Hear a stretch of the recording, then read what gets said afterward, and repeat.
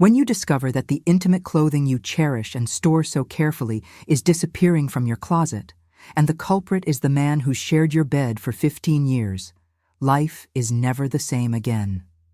Hello, my dears. My name is Dorothy Mae Wilson, and I'm 75 years old today. But this story I'm going to tell you happened when I was just 32, back in 1982. Before I continue, if you're enjoying this story, please leave a like, subscribe to the channel, and tell me in the comments where you're watching from. I love knowing my story is reaching so many different places. You know, life was different back then.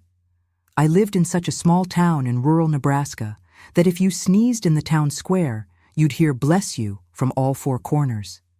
Everyone knew everyone's business. We were considered the perfect couple in the community. My husband, Albert, was an accountant at the only bank branch in town, a respected man who wore a suit and tie every day, even in the scorching summer heat. I taught at the local elementary school. We had a simple but dignified life. A small 3-bedroom house with a backyard where I grew dahlias that were the envy of the neighborhood. We had 3 wonderful children: Christopher, our oldest, who was 12 at the time, Madison, the middle child, who was 10, and Jacob, our little one, who was 8. They were studious, well-mannered, and attended church every Sunday. Albert was extremely strict about their upbringing. "Children of mine have to toe the line," he would always say. Back then, I thought that was a virtue. Now looking back, I see so many warning signs. Our routine was always the same. I woke up at 5 a.m., prepared breakfast for everyone, got the children ready for school, and made the lunches. Albert left punctually at 7:30 for the bank. I took the children to school, where I also taught. In the afternoon when we returned, I prepared dinner and waited for Albert to arrive at 6.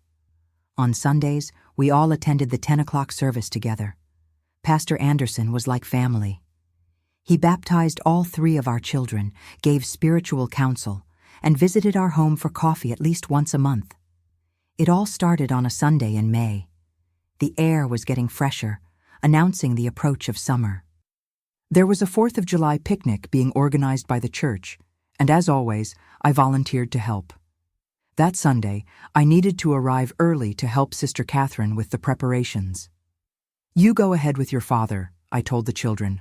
"Mom's going to help Sister Catherine with the raffle tickets." The morning passed quickly between cutting cards, organizing prizes, and recording donations. When we finished, it was almost time for the service. "I'll go through the back way, Sister, to save time," I told Sister Catherine. The church grounds backed onto an alleyway that would get me closer to the side entrance where my family usually sat. I left through the back door of the sacristy, and it was there, at that moment, that my life began to crumble, although I didn't know it yet. Something on the ground caught my attention. It was a colorful fabric, tangled in a honeysuckle bush. I approached and recognized it immediately. My red wool scarf with floral embroidery. It was handmade by my late mother before she passed away. It was one of a kind in the world, with those hand-embroidered flowers, each one a different color. It made no sense. We were heading into summer, true. But that specific scarf was stored at the bottom of my closet. I rarely wore it because the colors were too flashy for my modest taste. And besides, I was absolutely certain I hadn't taken it out of the closet that season. I picked up the scarf, shook off the dust, and wrapped it in my purse. Throughout the entire service, I couldn't pay attention. My head was buzzing with questions. How did my scarf end up there? Had someone broken into our house? Did the children take it to play with? But they knew the sentimental value of that piece. They would never treat it carelessly. When we got home, I waited until the children were distracted with toys in the yard and showed the scarf to Albert. "Look what I found tossed near the back door of the church. Isn't that strange? Someone must be entering our house." His reaction intrigued me right away. He turned pale, as if he'd seen a ghost, and stammered when he answered. "Oh, you must have forgotten it there on some other visit to the church, Dottie." He only called me Dottie when he was nervous. "That's impossible, Albert. This scarf has been stored away since last winter. I haven't even taken it out of the closet this year." He ran his hand through his hair, a gesture he always made when anxious. Maybe the kids took it for some game. You know how they are. But I already asked them on the way back. None of them touched the scarf. Then you must be mistaken. Perhaps you wore it and forgot. With so many things to worry about, it's normal to forget these little things. He gave a forced smile and quickly changed the subject. What's for lunch? I'm starving. At that moment, I thought he was just worried about the possibility of thieves. After all, who wouldn't be? If someone was entering our house, we could all be in danger. But something in his reaction didn't seem right. It was as if he knew more than he was saying. In the days that followed, I started paying more attention, and that's when I noticed strange things happening. My silk blouses, the ones I only wore for special occasions, were being stored still damp in the closet. When I took them out to iron, I noticed water stains on the folds, as if someone had hastily washed them and put them away without drying them properly. There was also a different perfume on some of my skirts. It wasn't a feminine perfume, nor was it the soap we used at home. It was a different smell, something between musk and incense. At the time, I couldn't identify it, but today I know exactly what it was. One day I found a tear on the side of my favorite dress, that blue one with white polka dots that I had bought in the city when we went to visit my sister. I'm absolutely certain that tear wasn't there before, as I took great care of my clothes. We didn't have money to be buying new clothes all the time. Albert's behavior also began to change. He, who was always punctual, started coming home later from work, saying he had many financial statements to close at the bank. And then he started going out on Wednesday and Friday nights, always saying he had accounting meetings with the town's merchants. The merchants need to organize their tax books, he would explain. I can't do everything during bank hours, so we scheduled these extra meetings. I believed him. Why wouldn't I? Albert had never given me reason to doubt. He was a serious, hard-working man, dedicated to his family, but there was something different about these outings. He always wore a large brown overcoat, even when the weather wasn't that cold. When I asked why he wore that heavy coat, he said the nights got chilly during the meetings that went on for hours. One detail that started to bother me was that he always showered before leaving for these so-called meetings. I need to look presentable, he'd say. But why shower for a simple accounting meeting? He was already clean. He'd showered when he got home from the bank. And then came the discovery that made all the pieces start to fit together. One day, while putting away clothes in our bedroom, I opened the drawer of my vanity and noticed that my pink lipstick, a rare gift my sister had brought me from the city, had a strangely worn tip. I always applied lipstick carefully, maintaining the original shape, but now the tip was flattened, as if someone had pressed hard against their lips. I sat on the edge of the bed, staring at that lipstick for minutes as a chill ran up my spine. Who could have been using my lipstick? One of the children? But the boys would never be interested in that, and Madison knew she couldn't touch my things without asking. There was something else happening in my house, right under my nose, and I needed to find out what it was. That same afternoon, unable to keep these suspicions to myself any longer, I went to my friend Florence's house.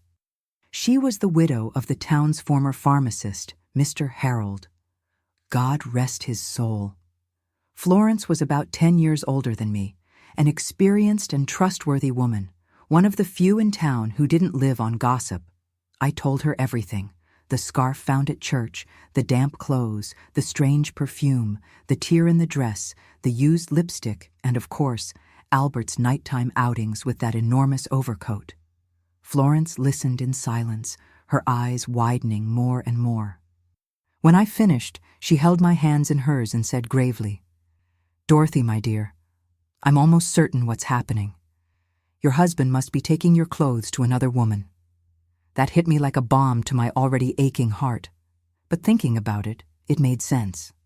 Albert must have been hiding my clothes under that huge overcoat to take them to another woman. Maybe it was a poor woman who didn't have nice clothes, or maybe he liked seeing her wearing my things. The idea devastated me, tore me up inside. But who would this woman be, Florence? Who in our town would do such a thing to me? That, my friend, We'll only find out by investigating. The next time he leaves with that coat, we need to follow him. This town is small. It won't be difficult to discover where he goes." The following night was Wednesday, and as expected, Albert announced he would have his meeting. He showered, put on cologne, wore the overcoat, and left. I quickly went to Florence's house, as we had arranged, and that's how my journey to discover the truth began. A truth that would change my life forever. A truth I could never have imagined, not even in my worst nightmares. That Wednesday evening was the day my innocence died forever. The night was colder than normal for May, with a fine mist covering the cobblestone streets of our small town. The streetlights created yellowish halos that barely broke through the fog, giving an almost ghostly air to the scene. Florence was waiting for me at her gate. She wore a black shawl over her shoulders and had a determined expression on her face. "Let's hurry," she whispered. "We can't lose sight of him." Albert walked briskly, as he always did. Long, decisive steps, his brown overcoat swinging with each movement. We followed him at a safe distance, hiding behind trees and walls whenever he looked back, which he did frequently, as if afraid of being observed. "He's heading toward the square," I whispered to Florence. "But there's no business open there at this hour," she replied. "They've all closed." We continued following, my heart beating so hard in my chest that I feared he might hear it. The town went to bed early in those days. By 8 p.m., the streets were practically deserted, especially on an ordinary Wednesday. The only lights on were in houses where families were having dinner or gathering to listen to the 8 o'clock radio show. When Albert turned right on Maple Street, my stomach knotted. That street led directly to the church. Could he be meeting her at the church? I whispered, horrified at the possibility. "That would be the height of disrespect," Florence replied, squeezing my arm. "Let's see." And that's exactly what happened. Albert stopped in front of St. Benedict's Church, our parish. The old building, with its white walls and bell tower, was silent and dark, except for a faint light coming from the sacristy in the back. Albert looked around one last time. We quickly hid behind a tree, and then he entered through the side door, the one that was always left unlocked for devotees who wanted to pray at any time. "My God in heaven," Florence murmured. "He's meeting her in the house of the Lord." I waited a few minutes, my heart pounding in my chest as if trying to escape. 1,000 thoughts raced through my head. Who was this woman? Someone I knew? One of the mothers of my students? Perhaps the new secretary at the town hall, who always smiled too much at Albert when we crossed paths in the square? "Maybe she works at the church as a cleaner," whispered Florence, seemingly reading my thoughts. "Mrs. Clemens told me that Pastor Anderson hired a new girl to take care of the cleaning." "Let's go in," I decided. We had come this far. I needed to see with my own eyes. We crossed the small side garden and entered through the same door as Albert.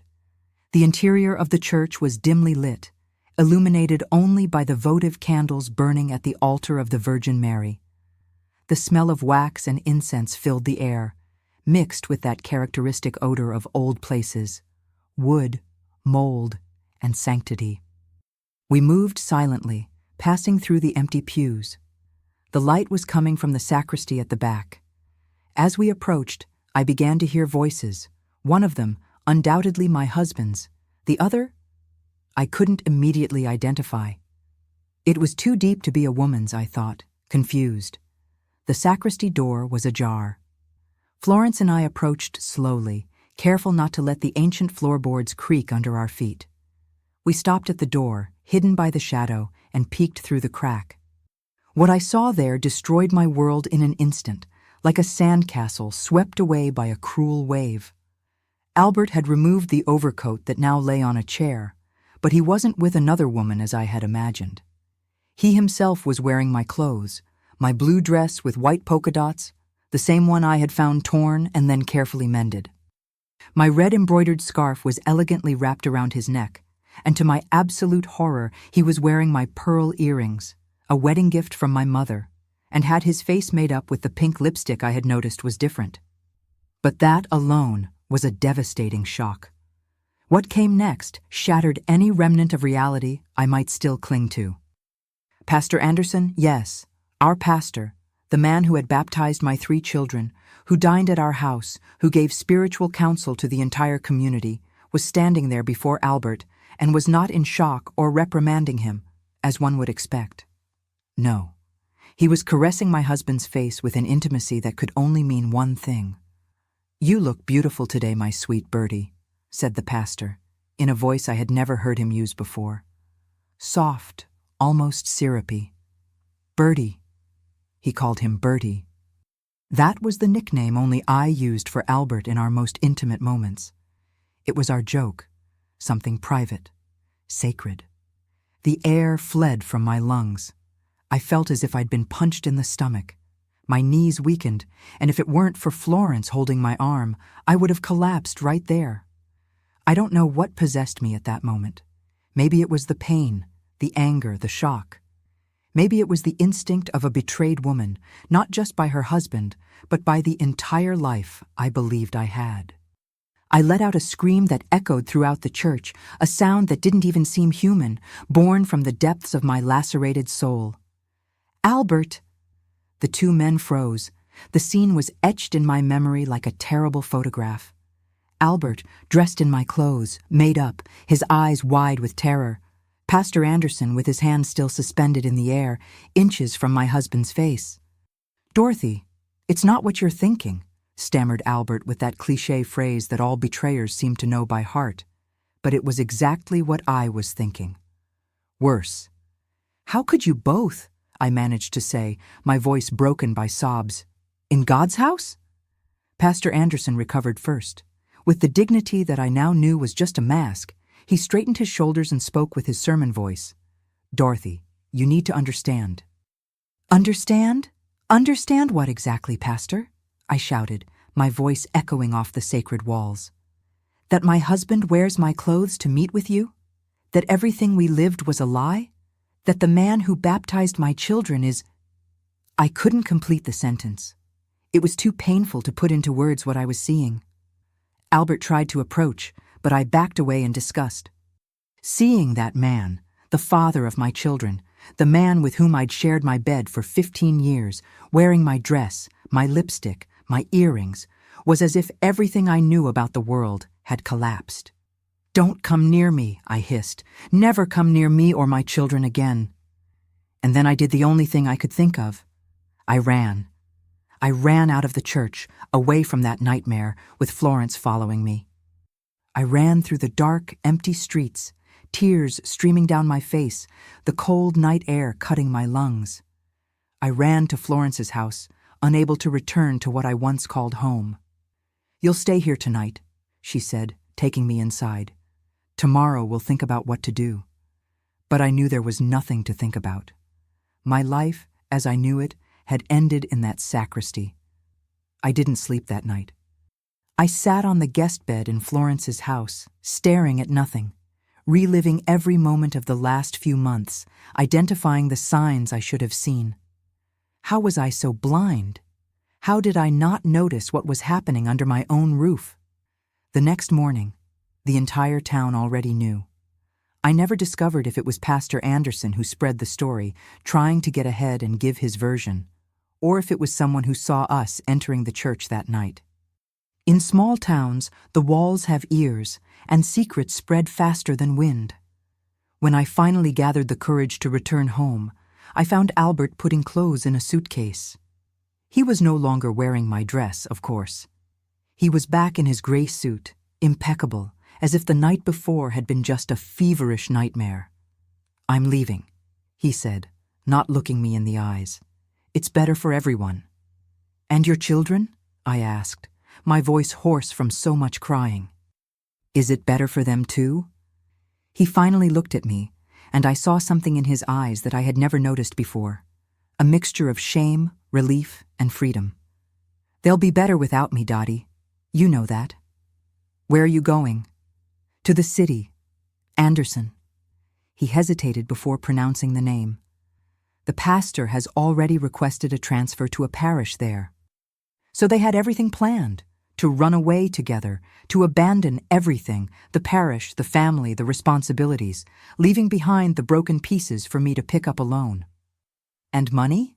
I asked, pragmatic even amid the emotional storm. How will I support our children? Albert opened the drawer of the dresser and took out an envelope. This is all I can leave now. I sold my father's gold watch. I took the envelope without opening it. I knew it wouldn't be enough, but it was all I would get. What do I tell the children? I asked, feeling the weight of that impossible question. He closed the suitcase with a dry click. The truth if you want, or make something up. Say I had to travel for work, that I died. Anything. Coward, I murmured, but he pretended not to hear. He picked up the suitcase and walked to the door. Before leaving, he stopped and said without turning, I'm sorry, Dorothy. I never meant to hurt you. And then he was gone, out the front door, in broad daylight, as if he had every right to simply abandon the life we had built. Later, I discovered that he had withdrawn almost all of our savings from the bank before fleeing. The little he left in the envelope would barely cover a month's expenses. He and Pastor Anderson had departed for the city on the 10 o'clock bus, as I later learned from Mrs. Carmen at the bus station. 2 men with large suitcases buying one-way tickets to Chicago.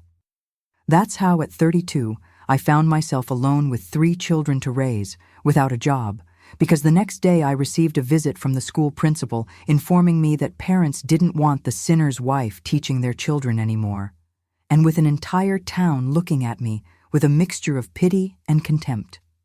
The scandal was the biggest our small town had ever seen. The grocery store owner's son even made up a song about the incident that the drunks would sing at the corner bar. I couldn't go to the bakery without hearing whispers, without feeling gazes burning my back. I knew there was something wrong with that man, said the same ladies who had previously praised Albert as an exemplary family man. I always thought Pastor Anderson was too strange, commented the same men who had revered him before. But no one had seen anything before. No one had suspected, or if they had, they preferred the comfort of silence. Now everyone was an expert at pointing out signs that no one had noticed. And I, from respected teacher and exemplary wife, became that poor thing, the abandoned one, the wife of the man who ran away with the pastor, as if my identity had been completely erased, replaced by that single, terrible event.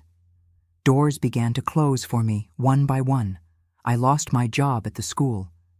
The families who had previously invited me to their homes now avoided my gaze on the street. Women pulled their husbands away when I passed, as if what had happened to me was contagious.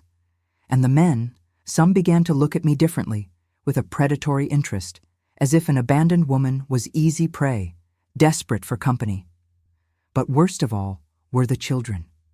How do you explain to 3 innocent children that their father had left, taking with him not only our savings and my dignity, but also the man who represented faith in their lives? I opted for a half-truth. I said that their father had gone to work in the city and that we didn't know when he would return. As for Pastor Anderson, I just said he had been transferred, as sometimes happens with pastors. Christopher, my oldest, looked at me with those eyes so similar to his father's and asked, "Will he at least send money? How are we going to live now, Mom?" 12 years old. 12 years old and already worried about money, about survival. At that moment, I hated Albert with all my strength. "We'll be fine," I replied, swallowing the lump in my throat. "Mom's going to take care of everything." And so began the most difficult phase of my life. A phase of humiliation, of closed doors, of tears hidden in the bathroom so my children wouldn't see me falter, but also a phase where I discovered a strength within me that I didn't know existed. You can't imagine what it's like to wake up every morning knowing your world has collapsed, but having to smile and pretend that everything will be all right for 3 children who depend entirely on you. Every morning was an internal battle, allowing myself a few minutes of self-pity while boiling water for coffee, then wiping away the tears, adjusting my posture, and facing the day with a determination that I was far from feeling. In the first weeks after Albert's departure, I lived off the few savings he had left and the reluctant charity of some neighbors. Mrs. Augusta, the seamstress, would bring me leftover bread from the bakery where her son worked. Mr. Joseph, the cobbler, repaired the children's shoes without charging, saying only, "You can pay when you can." Small gestures that amid the general contempt were like drops of water in the desert. But I knew charity wouldn't sustain my family for long. I needed to work, to generate income. The problem was that in a small town like ours in 1982, the options for a woman in my situation were practically non-existent. I went to the town hall, to the local businesses, to the new private school that had opened on the outskirts. In all places, I received the same uncomfortable look, the same polite excuse. "We're not hiring at the moment, Mrs. Wilson." One afternoon, returning home after another frustrated attempt to get a job, I passed by Mrs. Gertrude's yard, one of the oldest ladies in town. She was trying to hang clothes on the line, but her rheumatism made the task almost impossible. "Can I help you?" I offered without thinking much. She looked at me suspiciously. She had probably heard all the stories about me, but her physical discomfort spoke louder. "If it's not too much trouble, Mrs. Wilson." I hung all the clothes, organized the pieces by type and size, as I always did with ours. When I finished, Mrs. Gertrude offered me coffee. "You have skillful hands," she commented. "My clothes have never looked so well arranged on the line." That seemingly trivial comment lit a bulb in my mind. "Mrs. Gertrude, would you need someone to wash and iron your clothes regularly? I can do it for a fair price." That's how I got my first client for the laundry service. Mrs. Gertrude mentioned it to her friend, Mrs. Eulalia, who in turn referred me to her niece. And soon I was washing and ironing for 3 houses. It wasn't much, but it was a start. Every coin was carefully saved in an empty butter tin hidden behind a loose tile in the kitchen. The work was arduous. I would wake up at 4 a.m., light the wood stove in the yard, place the large wash basins of water to boil. My hands, once delicate as a teacher's, became rough, marked by light burns from the hot iron, cracked from the potent soap, but they were dignified hands, hands that fed my children. I soon realized that washing clothes wouldn't be enough. The money barely covered food and rent for the modest house where we had to move after the landlord of the old house, which belonged to the bank where Albert worked, asked for the property back. That's when I remembered my mother's recipes. She made the best sweets in the region, recipes that had been passed down for generations. I started making coconut candies, dulce de leche, ambrosia, custard tarts, all the sweets she taught me. Christopher, my oldest son, would sell them outside the school and in the square on Sundays. Madison took care of little Jacob while I washed clothes or cooked. Gradually, the sweets gained fame. Dottie's sweets, they called them. Some people overcame the scandal in favor of my creamy dulce de leche. Others bought through their children or maids to avoid being seen dealing with me directly. I didn't care. The money was the same. There were also the private lessons I began to give secretly. Some families, noticing that their children were having difficulty in school without my guidance, swallowed their prejudice and sought me out discreetly. "Could you give some tutoring to John? But we need it to be at our house and, if possible, come through the back door." I swallowed my pride and accepted these conditions. My children needed to eat, needed books, clothes, a minimally dignified life. Some lessons were paid in cash, others in food or favors. A repair here, a used clothing item there. The hardest part was hearing the questions from my children. "Mom, why don't the other mothers let their children play with us?" asked Jacob, my youngest, one night. "Why do we have to enter through the back door at Peter's house when you go to tutor him?" questioned Madison, more perceptive than I would have liked for her 10 years. The most painful, however, were the questions about their father. In the beginning, they came daily. "When is Daddy coming back? Did he send a letter? Why doesn't he call?" With time, the questions decreased, until they practically ceased.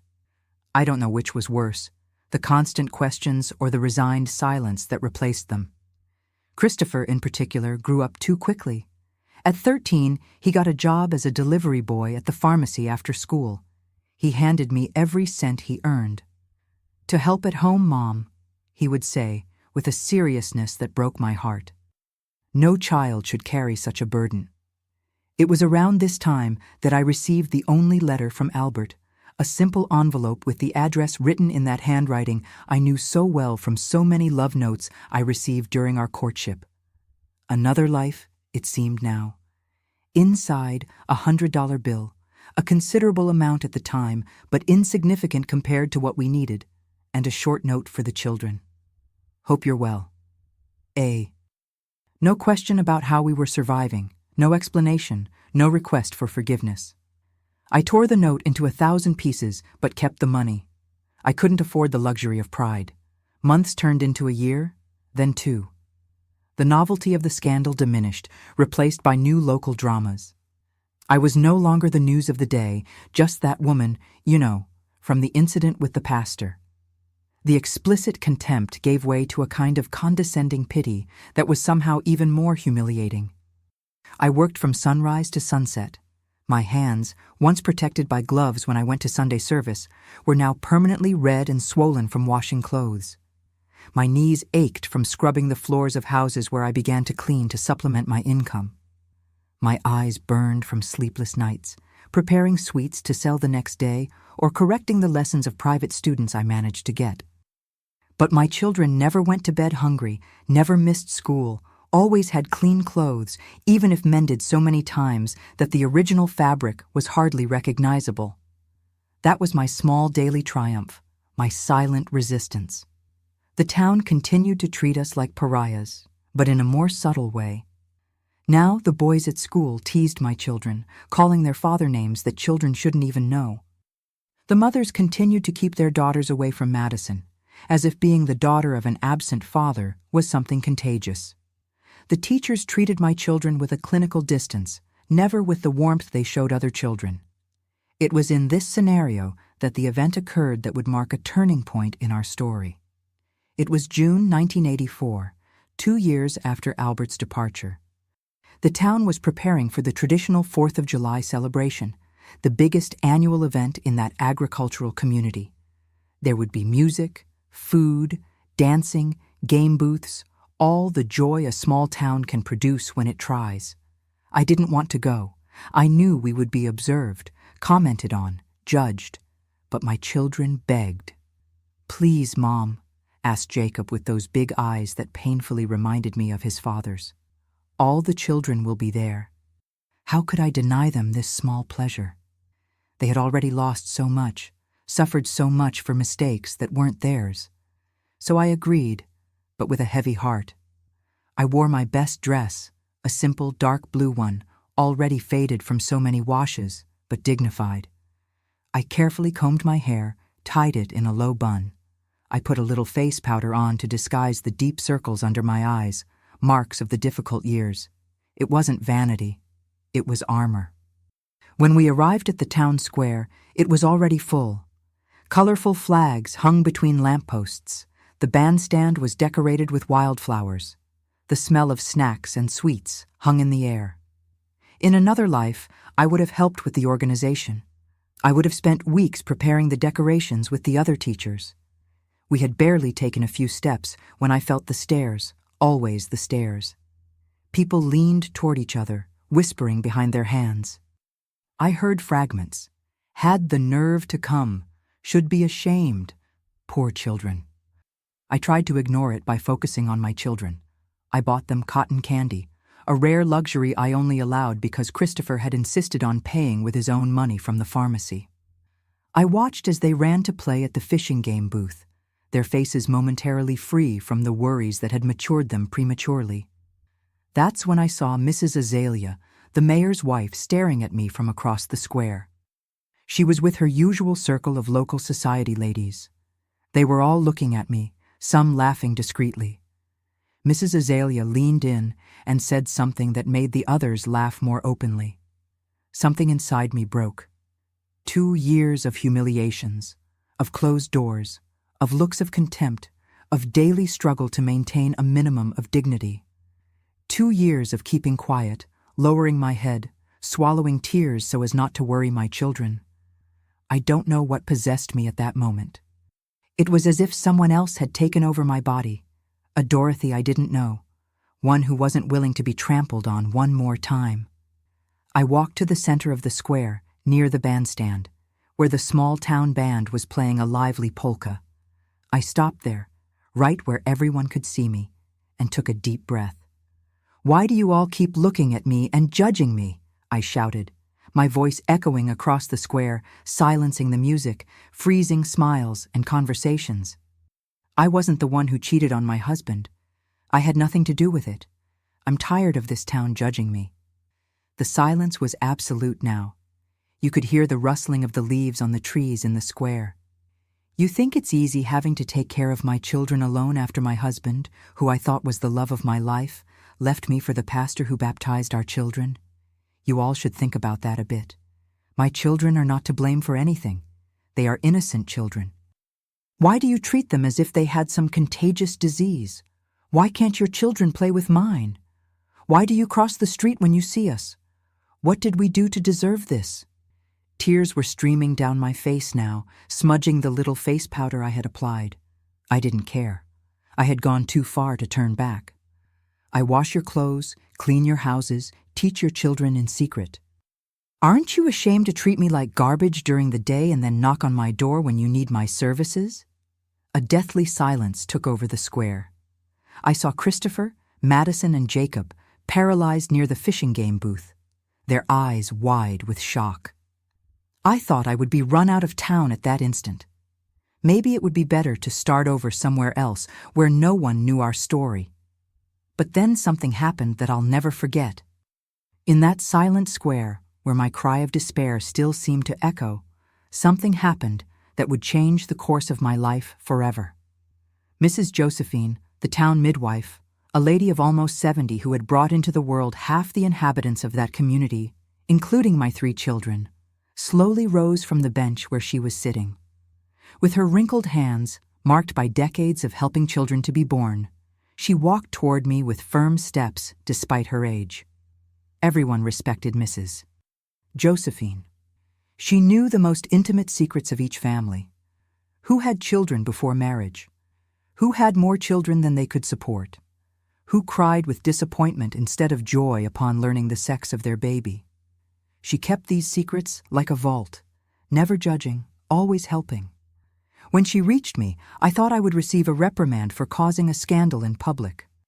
Instead, she took my hands in hers, looked into my eyes, and said loudly enough that the first rows of people could hear, "I'm proud of you, Dorothy. It's really not easy. This strength you have, few would have it." Her words were like a balm to my wounded soul. I felt the tears return, but different now, no longer of anger or humiliation, but of relief, of gratitude for this small gesture of humanity. And then, something even more surprising happened. Old Mr. Anthony, the grocery store owner, who must have been about 80 and rarely left his counter, rose with difficulty, leaning on his wooden cane, and began to applaud. A slow, firm, deliberate applause. One by one, other people joined in.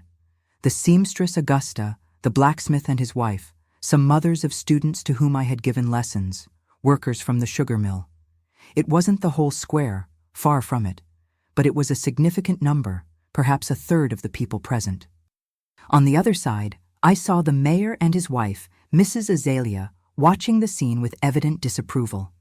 They stood up, noses in the air, and withdrew from the celebration, followed by their closest circle of sycophants. Some others followed their example, casting disapproving looks in my direction. But many stayed, and more importantly, many approached me afterward, offering words of support, discreet handshakes, promises of work. "My son has been doing poorly in school since you left, Mrs. Wilson," said the sugar mill worker. "Would you give him lessons? At our house, it doesn't have to be hidden." "I need someone to make sweets for my daughter's birthday next month," said the pharmacist's wife. "I've heard that yours are the best in the region." Even the school principal, the same one who had fired me 2 years earlier, approached with an embarrassed expression. "Mrs. Wilson, perhaps we can talk about the possibility of you returning to teach. It wouldn't be immediately, of course, and would probably start with just a few hours, but I could hardly believe what was happening. It was as if my desperate cry had cracked some invisible dam, releasing not only my repressed pain, but also the decency and compassion that were submerged beneath the judgment and hypocrisy of that small town. My children ran to me, hugging me by the legs, looking up with a mixture of shock and admiration. "Mom, did you yell at the mayor?" whispered Jacob, somewhere between horror and childish delight. That night, we returned home with something we hadn't felt in a long time, hope, and also with a bag of treats from the celebration, courtesy of Mrs. Josephine, who insisted we take them. "The children deserve a bit of joy," she said, filling Jacob's pockets with candy. From that day on, the town was divided. It was no longer everyone against Dorothy and her children. There were those who respected me for the courage to face prejudice, who gave me work openly, who let their children play with mine. And there were the others, led by the local elite, who continued to treat me as a pariah, perhaps even more intensely after my show at the celebration. But that's life, isn't it? Not everyone will like you. Not everyone will understand your story. The important thing is to find those who see beyond appearances, who see the human being behind the label. The following weeks brought concrete changes. The principal kept his promise and offered me a few hours of teaching, not at the main school, but at a small rural school that the town maintained for the children of the sugar mill workers. It wasn't ideal, but it was a start, a return to the profession I loved. Sweet orders increased significantly. Soon I needed Madison's help, who at 12 already showed talent for cooking. On Saturday afternoons, we transformed our small kitchen into a factory of delights: coconut candies, custard tarts, dulce de leche, ambrosia, taffy, peanut brittle. The list just grew, as did our clientele. Even the laundry service improved.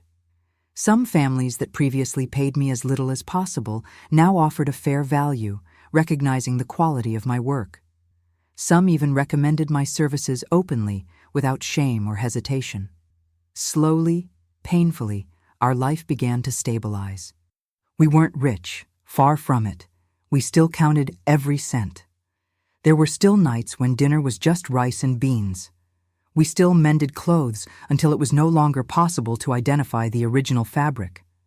But we no longer lived with that constant fear of tomorrow, that suffocating uncertainty about how we would feed the children the next day.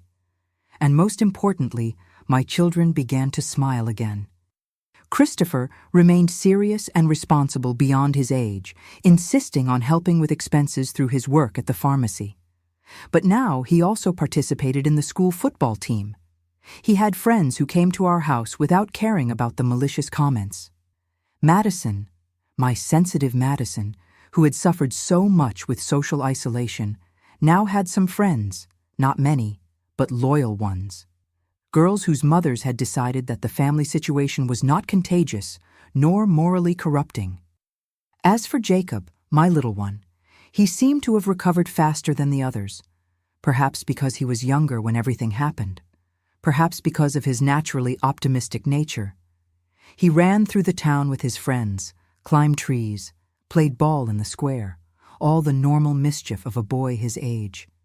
It was during this time that I received the second and last letter from Albert. The envelope had the same simple appearance as the first, but this time it contained only a note. No money. "Dorothy, I heard from acquaintances that you and the children are better. I'm glad. I won't be able to send more financial help. Life in the city is expensive, and A has fallen ill." The veiled reference to Anderson, whom he didn't even dare to name completely in the letter, affected me in an unexpected way. It wasn't anger or hurt that I felt. These emotions still existed, but they were more distant now, like old scars that only hurt when the weather is about to change. What I felt was pity. Pity for that man who threw away a family that loved him, a respected position in the community, everything for a life built on lies. What kind of happiness could he find that way? How could he look in the mirror knowing what he had done? I didn't respond to the letter. There was nothing to say. Our paths had irrevocably separated that night in the sacristy, and I was finally beginning to build a life without his shadow. The following years were of hard work, but also of small victories. In 1986, I managed to save enough money for a down payment on a modest small house on the outskirts of town. It was small, needed repairs, had a tiny yard, but it was ours. No one could evict us. No one could dictate rules about how we lived. Christopher, at 16, received an offer to work full-time at the pharmacy as soon as he finished high school, but I had other plans for him. "You're going to apply for college," I told him one night as we ate dinner. "For medicine?" He looked at me surprised. "Mom, that's impossible. It's too expensive, and I need to help at home." "It's not impossible," I replied, placing a savings passbook on the table. "I've been saving a little each month ever since your father left. It's not much, but it will cover the first year. For the rest, there are scholarships, part-time jobs. We'll find a way." Madison, then 14, clapped with enthusiasm.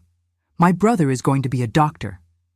Jacob, always practical even at 12, asked, "And Mari and me, Mom, can we study too?" "Of course," I replied, feeling a determination I didn't know I possessed. "You will all have an education. It's the only thing that no one can ever take from you." And so it was. It wasn't easy. Nothing in our life was easy. There were moments when I thought we wouldn't make it, that the obstacles were too great.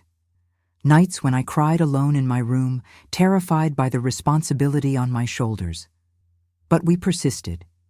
I continued teaching, making sweets, occasionally washing clothes to supplement my income. I worked from sunrise to sunset, slept few hours, lived with the minimum so that my children could have the maximum I could provide. In 1988, 6 years after the scandal that destroyed our life, I received an invitation I would never have expected. The board of the municipal school offered me my old position back. The principal who had fired me had retired, and his replacement was a young teacher from the city with more progressive ideas. "Your reputation as an educator speaks for itself, Mrs. Wilson," he said, "and I think it's past time for this town to leave certain prejudices behind." I accepted the position with tears in my eyes, not just for the better salary, the stability, the return to the work I loved, but for the symbolic meaning. I had survived, I had resisted, and now I was being recognized not for the scandal that marked my life, but for my value as a professional, as a human being. That same year, Christopher was admitted to medical school at a public university in the state capital. "The whole town is talking," he commented. Even those who still looked at us askance couldn't help but notice the achievement. Dorothy Wilson's son, the one from the scandal with the pastor, got into medical school. Who would have thought? The farewell was painful. My firstborn, my companion in struggles, leaving to build his own path. I cried like a child at the bus station as he boarded the bus, a small suitcase containing everything he owned. "I'm going to be very proud of you, my son," I said, holding his face between my hands. "Just promise you won't forget where you came from." "Never, Mom," he replied, his eyes watery. "Everything I am, I owe to you." Madison and Jacob clung to their brother, making him promise to write every week, to come back for vacations, not to forget them in the small town. When the bus left, taking my son away, I felt a mixture of sadness and accomplishment. It was the beginning of a new chapter for all of us, proof that the years of sacrifice had not been in vain. And so slowly, year by year, we built a new life. A life I never imagined for myself when I married Albert, when I believed that my path was already laid out as a wife and mother in a traditional family. A life that was harder in many aspects, but also more authentic, more truly mine. The town also changed. Time has that power to dilute even the most shocking scandals. New gossip emerged, new dramas occupied the sharp tongues. Gradually, I ceased to be the woman of the scandal with the pastor to become simply Mrs. Wilson, the teacher again. Of course, there were still those who never forgave me, though I never understood exactly what I had done wrong to need forgiveness. Mrs. Azalea, the mayor's wife, until the end of her days, would wrinkle her nose when she saw me pass. Some more traditional families still avoided close contact with us, but most moved on, just as we did. And with time, our story ceased to be defined by that night in the sacristy. It came to be defined by what we built afterward, by my children's education, by the respect we earned, by the dignified life we raised from the ashes of humiliation.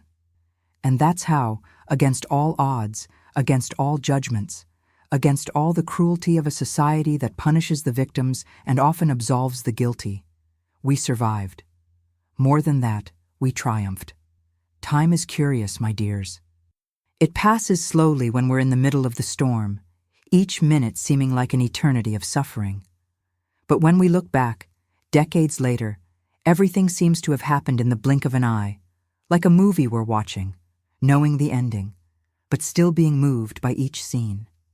The years following Christopher's departure for college were of constant work, but also of achievements I never imagined possible on that terrible night in the sacristy. Madison followed in her brother's footsteps in 1990. My girl, who had suffered so much from the isolation imposed by the town, was admitted to law school. "I want to defend people who have no voice, Mom," she told me, "like we didn't have for so long." Seeing my daughter transform pain into purpose filled me with a pride that barely fit in my chest. Jacob, my youngest, was always the most studious of the three. In 1992, to the surprise of no one who knew him well, he was accepted into the top spot for an English degree. He wanted to be a teacher. He said he was inspired by me. Just imagine, finding inspiration in the mother who washed clothes, cleaned houses, and sold sweets to put food on the table. That might have been my greatest triumph. My children were never ashamed of our struggle. On the contrary, they drew their strength from it. With all three in college, the house became quiet. I, who had spent years dreaming of a little peace, suddenly found myself alone with my thoughts. I continued teaching at the municipal school, now as a full professor. I continued making my sweets, which were now famous not just in town, but in the entire region. People came from neighboring counties to buy them for parties and special occasions. On weekends, the house would fill with visits from my children. They came back whenever they could, bringing books, stories, new knowledge. My simple living room transformed into a center of heated debates about politics, philosophy, medicine, literature. It was as if the entire world entered through my door through their words. It was during one of these visits in 1994 that Christopher gave us the news. He had been invited to do his medical residency at a renowned hospital in the capital. "It's a huge honor, Mom. Very few recent graduates get a spot there." We celebrated with cornbread, his favorite since childhood, and the cheapest wine we found at the grocery store. That night, lying in bed, I cried, not from sadness, but from pure gratitude. Who would have thought that the son of the woman from the scandal would go so far? Madison graduated the following year and immediately started working at a law firm that primarily served low-income people. The salary was modest, but she didn't care. "Money was never our priority, was it, Mom?" she would say with that smile that lit up her eyes. Jacob was the last to graduate in 1996. Unlike his siblings, he decided to return to our town. "The capital is exciting, Mom, but I feel I can make more of a difference here," he explained. "I got a position as a teacher at the same school where you teach." Seeing my youngest son walking the same hallways where I was once humiliated, now respected and admired, was a form of healing that I didn't know I needed. That same year, something happened that I never expected. I received a letter. The paper was yellowed, the envelope simple, with no return address, but I immediately recognized the handwriting. Albert. With trembling hands, I opened the envelope. Inside, a brief letter. "Dorothy, Anderson passed away last month. Cancer." It was quick, thank God. I heard from mutual acquaintances that our children are doing well in life. A doctor, a lawyer, a teacher. "You accomplished what I never could have done alone. I don't expect your forgiveness. I don't deserve it. I just wanted you to know that I never stopped thinking about you all, about how I destroyed our lives due to my weakness. If any of our children ever want to meet me, I'll be in the city, at the address below. I'll perfectly understand if you prefer to burn this letter without showing it to them. Albert. I sat looking at that piece of paper for hours, sitting on the porch of my house. A house I bought with my sweat, where I raised my children alone, where I rebuilt my life piece by piece. I didn't feel anger. I didn't feel pity. I felt only a strange peace, as if a chapter that had remained half open could finally be closed. I showed the letter to my children the next time they were all home. They read in silence, passing the paper from hand to hand. "What do you want to do?" I asked after the last of them finished reading. Christopher, always the most pragmatic, spoke first. "I see no reason to meet him now. Where was he when we needed him?" Madison hesitated. "I'm curious, I confess, but I don't want to open old wounds, especially for you, Mom."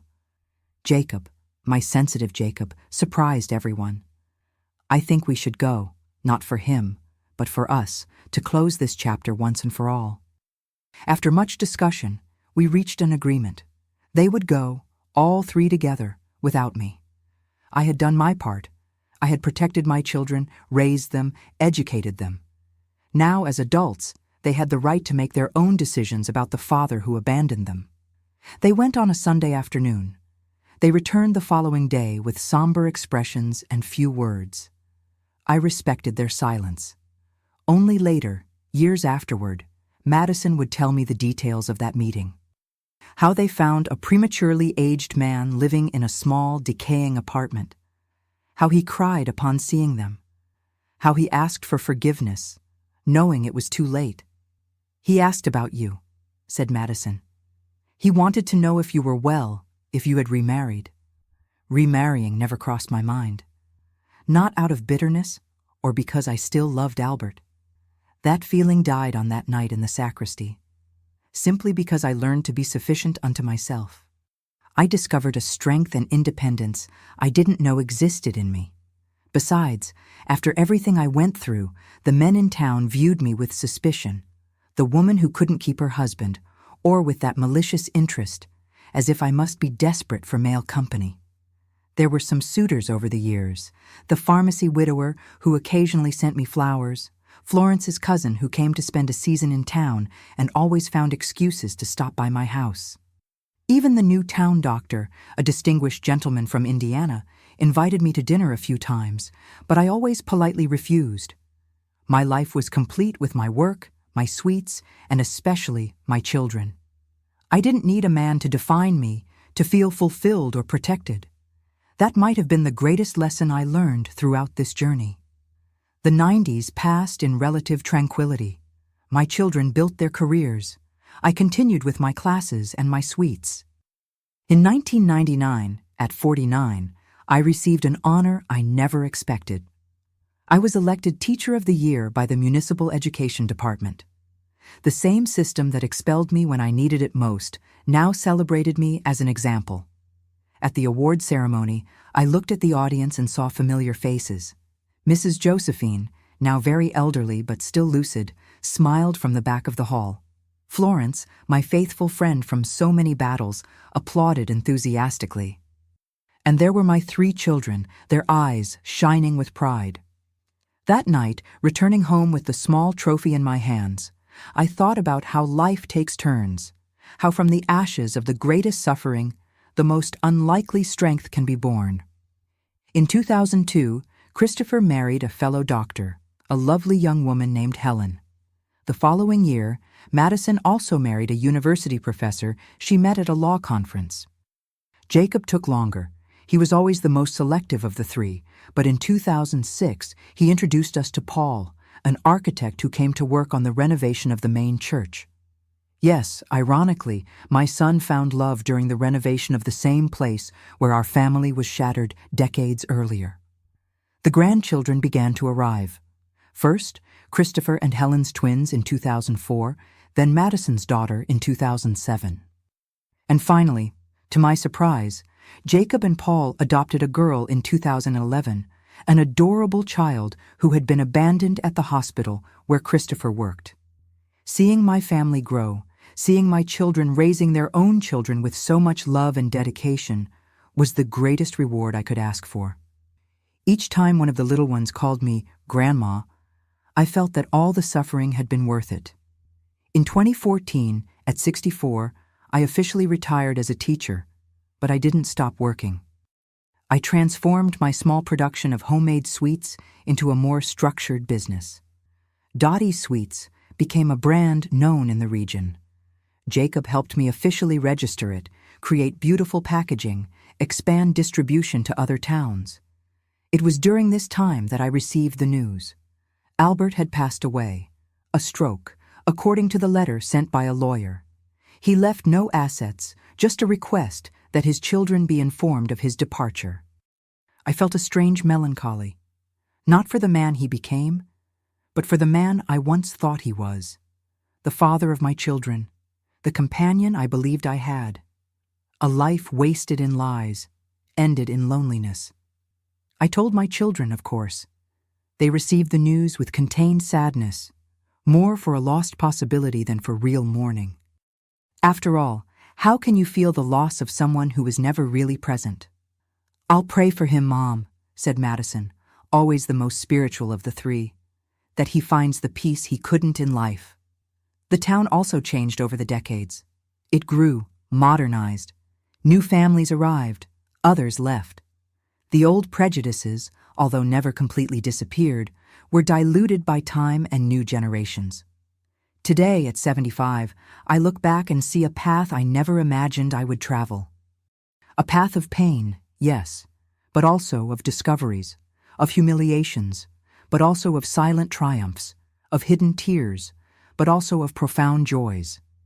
My hair is white now. My hands, once marked by the hard work of washing clothes, are now marked by time and decades of making sweets. My body no longer has the energy of before, but my spirit, my spirit is stronger than ever. When my grandchildren ask me about the past, about what life was like back then, I tell them adapted versions of our story. They are too young to understand all the complexity, all the pain.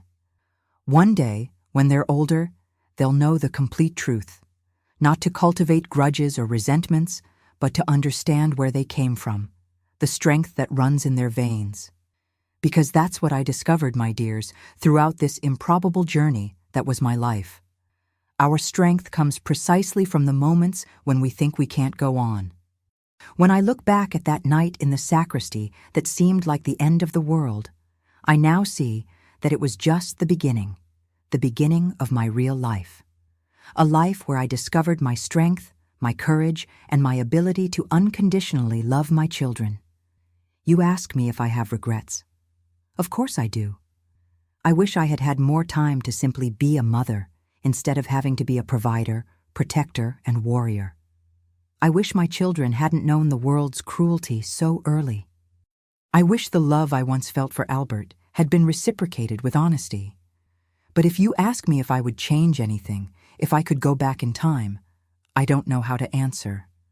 Because each stone in the path, each closed door, each tear shed in the bathroom so my children wouldn't see me falter, all of this transformed me into the woman I am today. And honestly, I like this woman. I respect her. I admire her tenacity. Therefore, my dears, never define yourselves by the betrayals you've suffered, but by the strength you found to overcome them. Never allow others' judgments to determine your worth. Never give up when the whole world seems to be against you, because in the end, what remains are not the moments of despair, but the small victories. Not the humiliations, but the acts of courage. Not the losses, but what we build from them. This is my story. A story of pain, yes, but above all, a story of overcoming. A story that began with a red scarf found by chance on an almost summer day, and that ends here in this room, surrounded by the love of a family I built with my own hands against all odds. And if there's one thing I've learned in all these years, it's that true love, be it from a mother, a friend, a partner, never dresses itself in lies. It presents itself naked, vulnerable, imperfect perhaps, but authentic. It's in that authenticity that we finally find our peace. Thank you for listening to me, for sharing a bit of my journey. If my story touched your heart, I ask that you leave your like, subscribe to the channel, and share it with someone who might need to hear that. Even in the darkest nights, there is always the possibility of dawn. Where are you watching from? Leave it in the comments. I would love to know that my story is reaching so many different places. And remember, no matter what life presents you with, you are stronger than you think. I am living proof of that. A loving hug from this grandma who learned the hard way that our greatest strength is born precisely when we think we have no more strength to continue.